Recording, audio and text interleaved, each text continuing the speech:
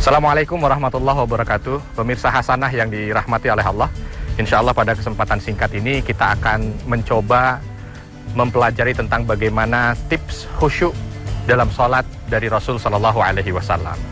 Khusyuk di dalam sholat itu bukan ketika seseorang itu lupa bahwa dia itu ada di dalam dunia, atau ketika dia tidak memikirkan dunia sama sekali, tidak. Tetapi khusyuk di dalam sholat itu ada dua pilar utama yang harus dia perhatikan. Yang pertama, gerakan dan bacaan dia di dalam sholat harus betul-betul sesuai dengan apa yang disunnahkan oleh Rasul. Tidak boleh ada sedikit pun yang menyimpang. Karena memang gerakan sholat dan bacaan sholat ini langsung Rasul Shallallahu Alaihi Wasallam terima dari Allah Subhanahu Wa Taala di saat beliau Mi'raj. Maka ketika ada kelebihan sedikit atau kurang sedikit, dia akan merusak sholat tersebut. Yang kedua, ketika dia sholat, dia harus pahami apa yang dia baca. Sungguh miris memang, bacaan sholat yang kalau seandainya kita gabung dari takbir sampai akhir, itu paling hanya sekitar 3 menit, tetapi banyak dari kita, umat Islam di Indonesia, bacaan yang hanya 3 menit ini, dia tidak paham apa yang dia baca. Maka PR dari kita, bagaimana kita bisa untuk memahami bacaan yang kita baca, sehingga sholat kita itu betul-betul menghadirkan hubungan antara kita dengan Allah Subhanahu wa Ta'ala.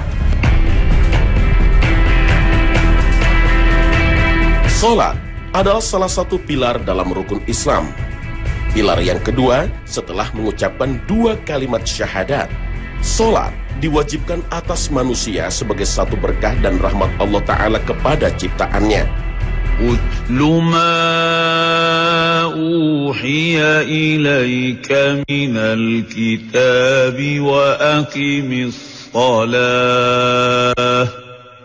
إِنَّ الصَّلَاةَ تَنْهَى عَنِ الْفَحْشَاءِ وَالْمُنكَرِ وَلَذِكْرُ اللَّهِ أَكْبَرُ Wallahu ya'lamu ma tasna'un.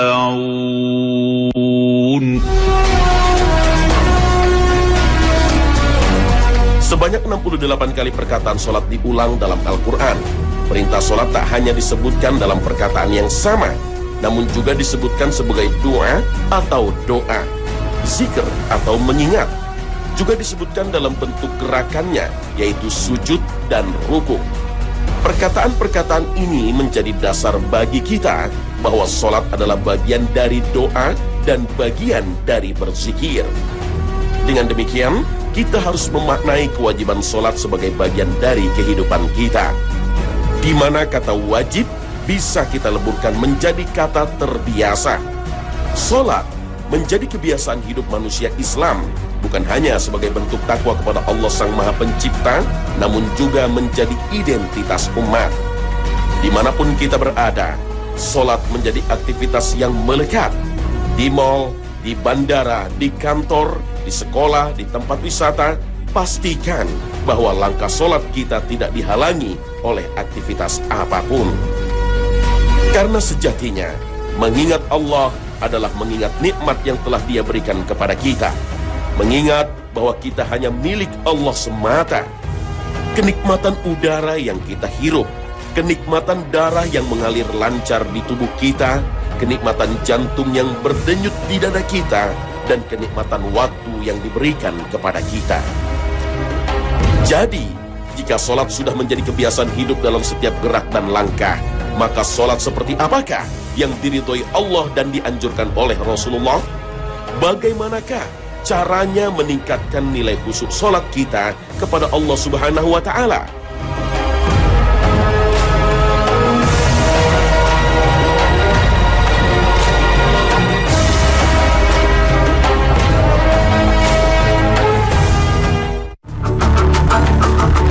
Inilah contoh 1 rakaat sholat khusyuk yang dimaksud Rasulullah.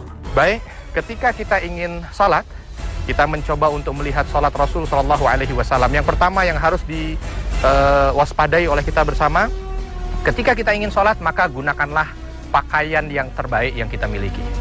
Jangan gunakan pakaian sembarangan.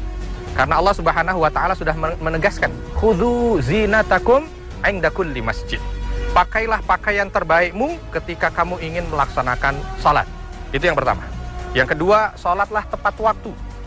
Dan yang ketiga, kita coba lihat begini ya, bagaimana gerakan apa yang disampaikan oleh Rasul sallallahu alaihi wasallam, karena Rasul menegaskan, "Shallu kama ra'aitumuni usolli."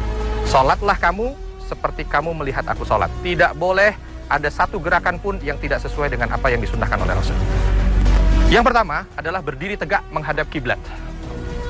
Kiblat di sana kita harus berdiri tegak menghadap kiblat. Tangan harus ke bawah. Tidak boleh begini, tidak boleh ke belakang. Ya, tangan harus ke bawah. Lalu pandangan melihat tempat sujud. Tidak boleh melihat depan, tidak boleh melihat atas. Bahkan ada beberapa larangan ketika seseorang itu dalam sholatnya melihat ke atas, maka dia akan dilempar oleh Allah Subhanahu wa taala, ya. Pandangan menuju ke bawah, kaki ini seluruhnya diminta untuk menghadap kiblat. Jadi dari kaki pun ini harus lurus ke arah kiblat, ya. Tidak boleh agak sedikit mencong begini, atau tidak boleh juga begini. Jadi kakinya harus lurus menghadap kiblat. Setelah itu baru kalau semua posisi sudah betul-betul berdiri tegak, lalu dilanjutkan dengan dalam hatinya dia meniatkan diri bahwa dia ingin melakukan sholat. Sholat apa yang akan dilakukan? Jangan sampai ketika dia sudah sholat, dia baru bingung niat apa kira-kira. Nggak boleh. Ketika sudah, baru dia naik ke takbiratul ihram. Ada dua versi dari takbiratul ihram yang disunahkan oleh Rasul Sallallahu Alaihi Wasallam. Yang pertama, sejajar dengan pundak, ya, tangan sejajar dengan pundak. Seperti contoh, mungkin takbir Allahu Akbar, sejajar dengan pundak, dan tangan semuanya menempel, ya. Ini versi yang pertama. Yang kedua, Rasul Sallallahu Alaihi Wasallam sejajar dengan telinga, ya, diangkat sampai dengan telinga di sini, ya. Itu ketika kita takbir. Dua versi, Allahu Akbar, atau versi yang kedua, Allahu Akbar. Pandangan tetap ke bawah, tidak boleh melihat kanan, kiri, atau depan. Selanjutnya dari kalimat itu bisa ada 3 macam. Boleh bersamaan ketika takbir, Allahu Akbar, bersamaan dengan gerakan. Atau bacaan dulu baru gerakan, Allahu Akbar. Atau gerakan dulu, atau bacaan dulu baru gerakan, Allahu Akbar. Pandangan tetap ke bawah. Doa yang dia baca, selama doa yang dia baca, pandangan ke bawah. Tidak boleh ke depan, tidak boleh ke atas, tidak boleh ke samping, atau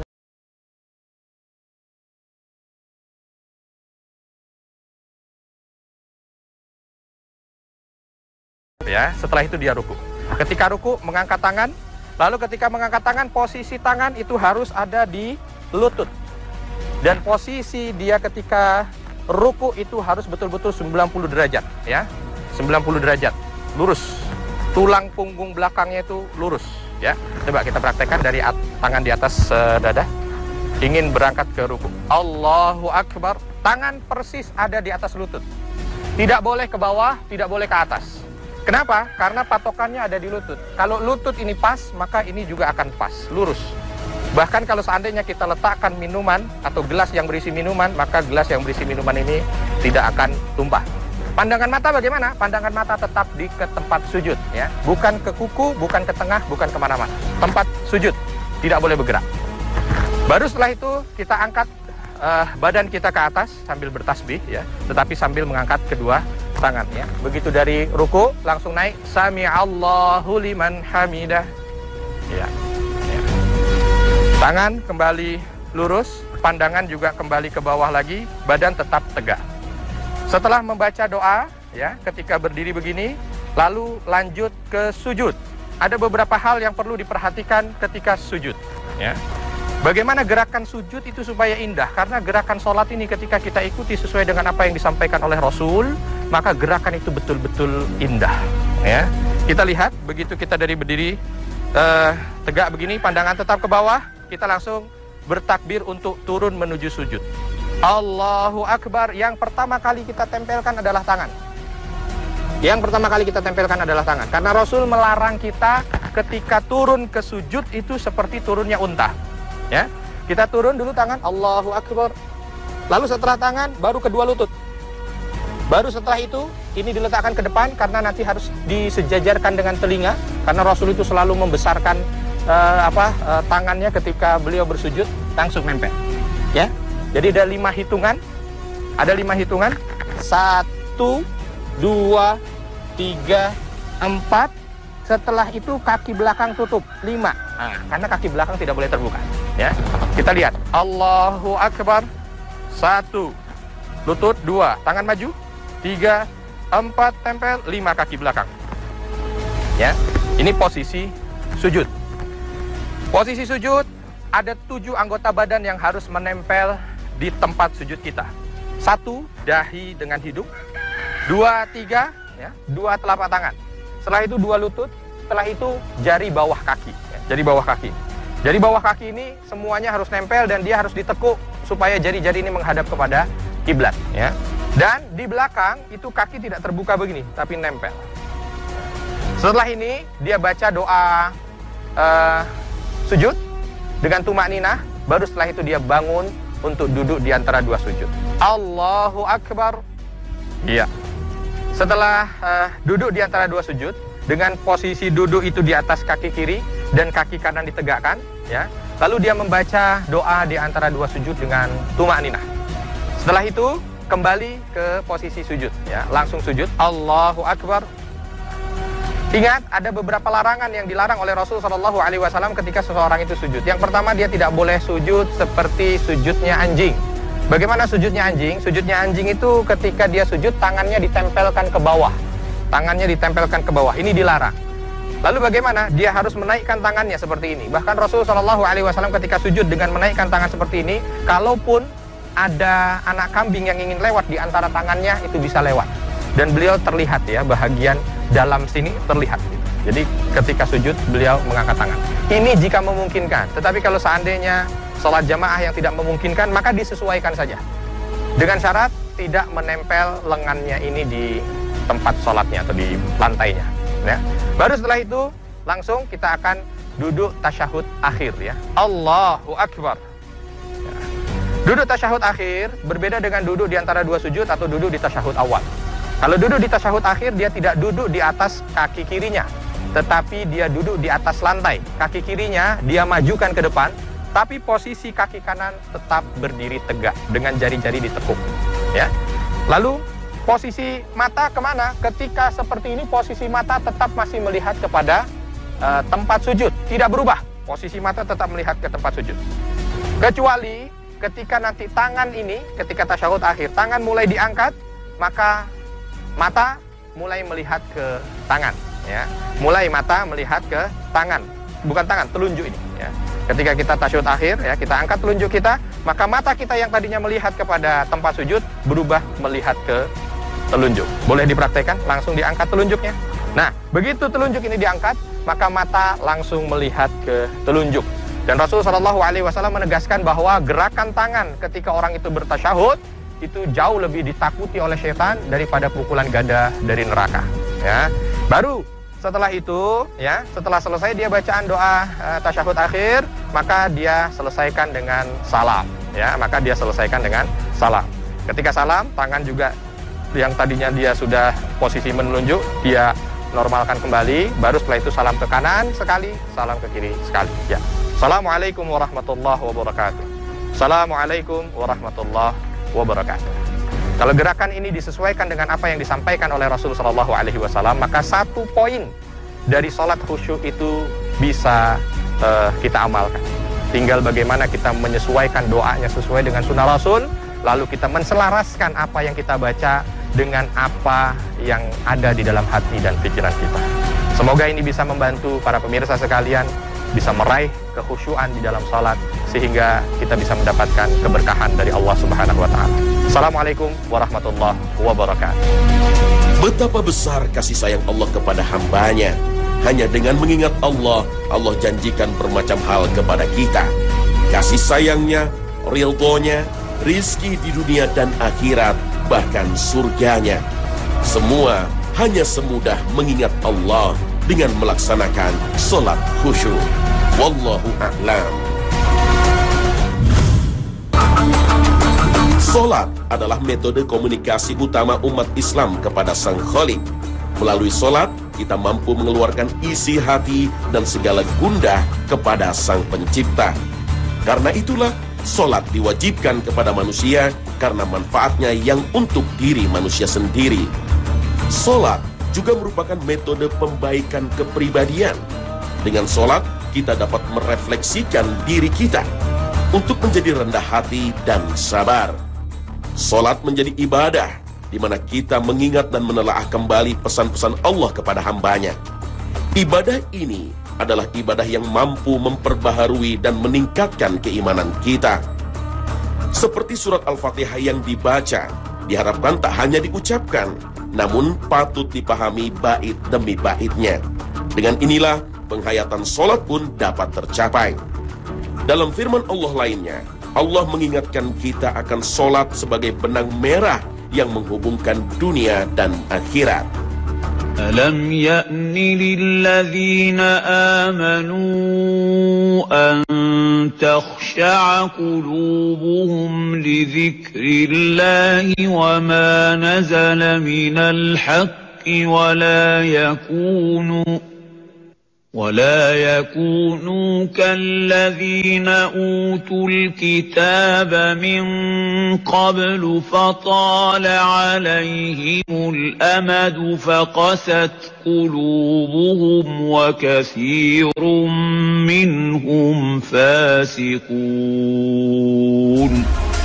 Mengingat Allah di sini dapat diartikan sebagai salah satu bagian dari solat, bahwa solat sebagai bukti nyata penghormatan kita kepada Yang Maha Kuasa. Ya ayyuhalladzina amanu ruk'u wasjudu wa'budu rabbakum waf'alul khaira la'allakum tuflihun. Proses solat dari berdiri, ruku, sampai kita melakukan sujud adalah tanda dari merendahkan hati dan diri kita. Gerakan-gerakan inilah yang seharusnya membuat kita sadar bahwa semakin banyak kita melakukan gerakan solat, kita akan menjadi semakin rendah diri. Dan puncak dari kerendahan diri itu adalah saat kita bersujud kepada Allah, bahwa Allah adalah Tuhan semesta alam dan kita hanyalah ciptaannya, miliknya. Dengan demikian, solat harus juga dimaknai sebagai tempat untuk melepaskan segala kesombongan diri. Rasulullah bersabda, kepada muslim yang berwudu secara sempurna, lalu solat 2 rakaat dengan wajahnya dan hatinya secara khusyuk, maka surga adalah hadiah baginya. Hadis riwayat Abu Dawud. Dalam hadis ini, Rasul memberitahu kita bahwa solat harus dilakukan dengan hati yang juga sedang solat, bukan sedang mengingat pekerjaan, keluarga, dan lainnya. Dan untuk memulai solat yang khusyuk haruslah dimulai dengan menyempurnakan cara berwudu kita, mulai dari niat hingga cara membasuh anggota tubuh kita. Inilah langkah pertama perwujudan dari solat yang khusyuk. Dalam firman Allah lainnya, Allah Azza wa Jalla menjelaskan bagaimana kita dapat meraih kekhusyuan dalam solat. Dan mintalah pertolongan kepada Allah dengan sabar dan mengerjakan solat. Dan sesungguhnya yang demikian itu sungguh berat, kecuali bagi orang-orang yang khusyuk, yaitu orang-orang yang meyakini bahwa mereka akan menemui Tuhannya dan bahwa mereka akan kembali kepadanya. Al-Quran Surah Al-Baqarah ayat 45 hingga 46. Kematian rupanya telah digariskan sebagai jembatan kesadaran manusia untuk kembali mengingat Allah. Karena dengan mengingat kematian, jiwa setiap manusia akan otomatis terpanggil untuk khusyuk. Orang yang mengingat kematian berada pada titik memiliki keyakinan penuh kepada Allah. Orang yang menyerahkan hidup dan matinya hanya untuk Allah, sehingga semua amal ibadahnya, zakatnya, puasanya, sholatnya benar-benar dirasakan sebagai sebuah perjalanan untuk berkomunikasi secara langsung kepada Allah. Nilai khusyuk akan bertambah jika kita dapat betul-betul memaknai doa dan firman Allah yang kita ucapkan. Saat kita mengucapkan takbir, kita harus benar-benar meyakini takbir itu, bahwa hanya Allah yang maha besar. Sebuah ikrar yang menyatakan kebesarannya. Saat kita membaca surah Al-Fatihah, kita pahami satu persatu kata dalam setiap ayatnya. Seperti saat kita mengucapkan Alhamdulillahirrabbilalamin, kita harus paham makna dari ayat tersebut dan memaknainya dengan benar. Kita memanjatkan puji dan bersyukur kepada Allah sebagai Tuhan alam semesta. Lalu dilanjutkan dengan Ar-Rahmanir-Rahim, Maha Pengasih dan Maha Penyayang. Kita rasakan dalam jiwa kita seberapa besar kasih sayang Allah kepada kita. Maliki Yaumiddin, Raja dari hari pembalasan. Demikian pula dengan setiap ayat lainnya dari surah yang akan kita baca. Kemudian saat kita ruku, kita menundukkan diri kita sebagai bentuk penghormatan. Dan bentuk penghormatan kita yang paling utama adalah saat kita bersujud. Di saat yang bersamaan kita pahami setiap kata yang kita ucapkan, doa yang kita panjatkan. Doa sujud Nabi seperti yang diriwayatkan oleh Abu Dawud, Subhana rabbiyal a'la wa bihamdihi, keagungan hanya milik Allah semata. Dalam hadis riwayat Bukhari dan Muslim, doa sujudnya agak lebih panjang. Subhanaka Allahumma rabbana wa bihamdika Allahumma ghfirli. Keagungan hanya milik-Mu ya Allah, ya Tuhan kami, dan segala pujian hanya untuk-Mu ya Allah, ampunilah kami.